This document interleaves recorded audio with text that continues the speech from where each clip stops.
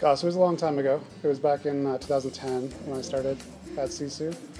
A friend of mine told me about the club. He actually worked with Wayland at the time, and he said it's something new, it's something that will challenge you physically and mentally. When I was a kid, I always played, football, baseball, hockey, like team sports, and I just wanted something that would challenge me individually. So I got into it, and I fell in love with the sport. So you're looking for something that was both physical and mental? Yeah.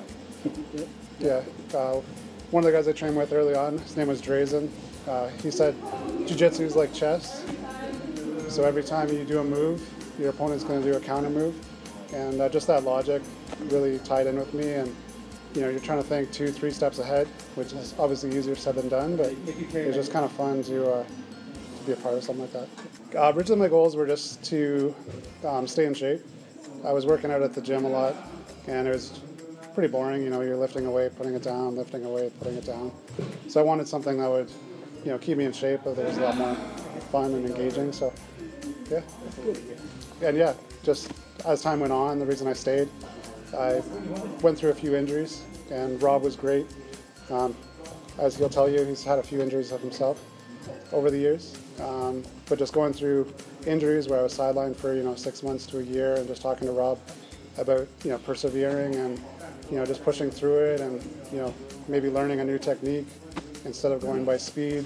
I injured my left ankle, so instead of using that kind of speed move, it was just more learning my body style and learning how to use my weight. But Rob was great for that.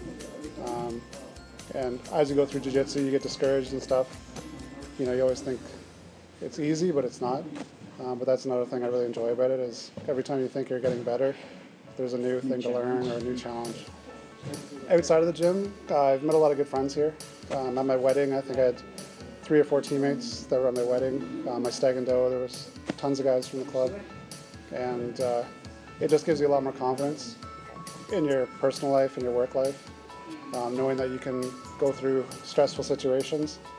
So if someone has you obviously mounted or top position and you feel like you're almost suffocating, just taking a breath, calming down, thinking through what Rob's taught you, and there's always an escape.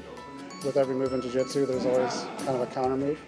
And in life, the same thing. You can't let something beat you down. There's always something to go in a different direction. All right, thank you, sir. Appreciate it. Thank you.